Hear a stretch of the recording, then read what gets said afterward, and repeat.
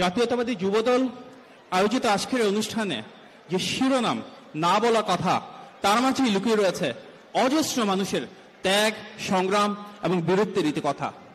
আজকে যেই রাজনৈতিক দলের প্রতিনিধিত্ব আমরা করছি, বাংলাদেশ জাতীয়তাবাদী দল বিএনপি, আমাদের গত 16 বছরে 60 লক্ষ নেতাকর্মীর বিরুদ্ধে মিথ্যা মামলা দেওয়া হয়েছে।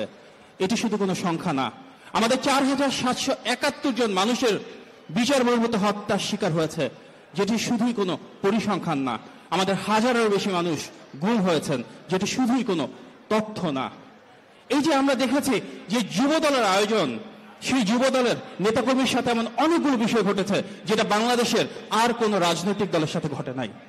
ডান্ডা বেরি পরে বাবার জানাজায় অংশগ্রহণ করা, কিংবা ডান্ডা বেরি পরে চিকিৎসা নেওয়া, একজন ভাইকে না পেয়ে আরেকজন ভাইকে মেরে ফেলা, বাবাকে না পেয়ে ছেলেকে হত্যা করা, বাবাকে না পেয়ে ছেলেকে নিয়ে গুম করে ফেলা, বছরের পর বছর ধরে আয়না ঘরে রাখা, এই প্রত্যেকটা বিষয় যুবদলের সাথে ঘটেছে।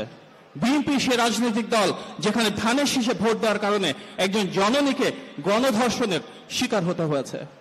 যুবদলের সভাপতি আব্দুল মোনায়েম মুন্না ভাই, যুবদলের সাধারণ সম্পাদক নুরুল ইসলাম নয়ন ভাই এবং যুবদলের সকল নেতাকর্মী, ওনাদের যে সংগ্রাম, যে ত্যাগ, বারবার ওনারা গ্রেফতার হয়েছেন, একের পর এক মিথ্যা মামলার শিকার হয়েছেন, কারাগারে নির্যাতিত হয়েছেন, তারপরে রুখে দাঁড়িয়েছেন এই বাংলাদেশের গণতন্ত্রের জন্য, স্বাধীনতার জন্য, সার্বভৌমত্বের জন্য বিএনপি ঝান্ডা সামনে নিয়ে গণমানুষের অধিকার পুনরুদ্ধারের জন্য কাজ করে গিয়েছেন।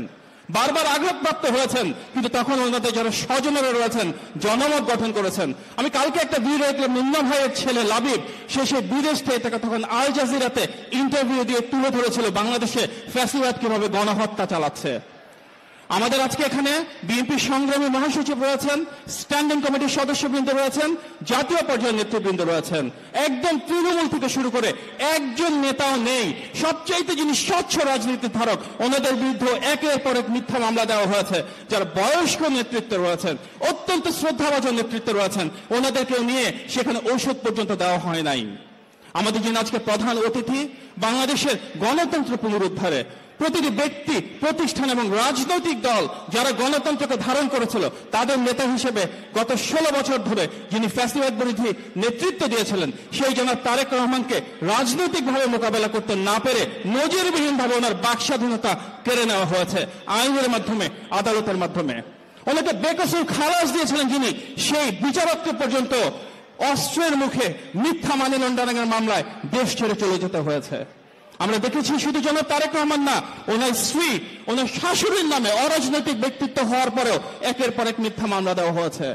দেশনেত্রী বেগম খালেদা জিয়া, বিএনপি চেয়ারপারসন, যিনি পরিণত হয়েছেন গণতন্ত্রের মা হিসেবে, ওনাকে মিথ্যা মামলায় কিভাবে কারাগারে অন্তরীণ রাখা হয়েছে, চিকিৎসা থেকে বঞ্চিত রাখা হয়েছে, আমরা তা দেখেছি।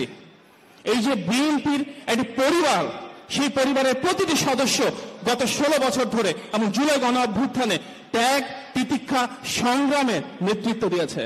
এই যে জুলাই গণ অভ্যুত্থান হলো, সেখানে আমরাই সেই রাজনৈতিক দল যেখানে আমাদের 422 জন শহীদ হয়েছেন। যে যুবদলের আজকে আয়োজন, সেই যুবদলের 78 জন শহীদ হয়েছেন। বাংলাদেশের আর কোন রাজনৈতিক দলের সাথে এটা ঘটে নাই।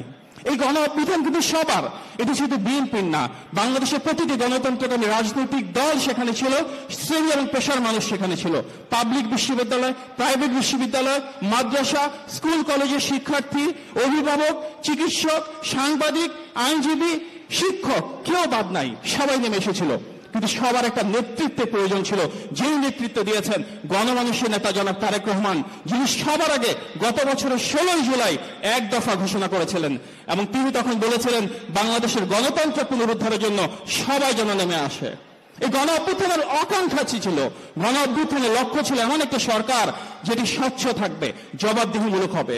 এবং এটি গুরুত্বপূর্ণ এই কারণেই, কারণ গণ অভ্যুত্থান হয়েছে কারণ 2014 সালে বিনা ভোটে নির্বাচন হয়েছে, 2018 সালের নিশিরাতের নির্বাচন হয়েছে, 2024 সালে ডামি ভোটে নির্বাচন হয়েছে। এই পরপর 3টা বিনা ভোটের ফ্যাসিবাদের মাধ্যমে বাংলাদেশে দুর্নীতি, দুঃশাসন এবং দুর্বৃত্তের মাথা চাকা দিয়ে হচ্ছে। এই গণ অভ্যুত্থানের মূল আকাঙ্ক্ষা ছিল সেই গণতান্ত্রিক বাংলাদেশ প্রতিষ্ঠা করা, যার মাধ্যমে প্রয়োজনীয় সংস্কার হবে, রাষ্ট্র ব্যবস্থার পরিবর্তনের মাধ্যমে একটি জবাবদিহিমূলক সংস্কার হবে। আমরা দেখেছি বাংলাদেশের সবার আগে সংস্কার চুক্তি করেছিলেন শহীদ প্রেসিডেন্ট জিয়া রহমান, যার হাত ধরে নতজন পররাষ্ট্রনীতি থেকে বের হয়ে এসে সার্বভৌম বাংলাদেশ আমরা পেয়েছিলাম, সংসদীয় গণতন্ত্র আমরা পেয়েছিলাম দেশনীতি এবং খালেদা জিয়ার হাত ধরে, যিনি শহীদ জিয়ার গড়ে তোলা সেই বহুদলীয় গণতন্ত্রকে আরো এক ধাপ আগে নিয়ে গিয়েছিলেন। বর্তমান বাংলাদেশের সংস্কারের সবচেয়ে বড় ধারক এবং বাহক আমাদের নেতা জনাব তারেক রহমান, যিনি একটি বৃহত্তর জাতীয় ঐক্যের মাধ্যমে 2023 সালে 31 দফা প্রণয়ন করেছিলেন। আজকে সংস্কার নিয়ে যা কিছু আলোচনা করা হয় না কেন, তার প্রত্যেকটা ভিত্তি সেই 31 দফা, এবং তার আলোকেই আমরা বিশ্বাস করি আমরা একটি অন্তর্ভুক্তিমূলক উন্নয়ন নিশ্চিত করতে পারবো, যেখানে রাষ্ট্রীয় মালিকানা আমরা ফেরত দিতে পারবো, আমাদের যারা শহীদ রয়েছেন ওনাদের যে ত্যাগ সেটাকে অর্থবহ করে তুলতে পারবো গণমানুষের অধিকার এবং স্বাধীনতা প্রতিষ্ঠার মাধ্যমে। আমাদের যে শহীদরা আজকে রয়েছেন ওনাদের হয়তো সন্তানদের আমরা ফেরত দিতে পারবো না, যে সন্তান আজকে রয়েছেন আমার বাবাকে আমরা ফেরত দিতে পারবো না, কিন্তু যে বাংলাদেশ ওনারা প্রতিষ্ঠা করতে চেয়েছিলেন সেই বাংলাদেশ আমরা সবাই মিলে কাঁধে কাঁধ মিলিয়ে আমাদের নেতা জনাব তারেক রহমানের হাতকে শক্তিশালী করে প্রতিষ্ঠা করতে পারবো।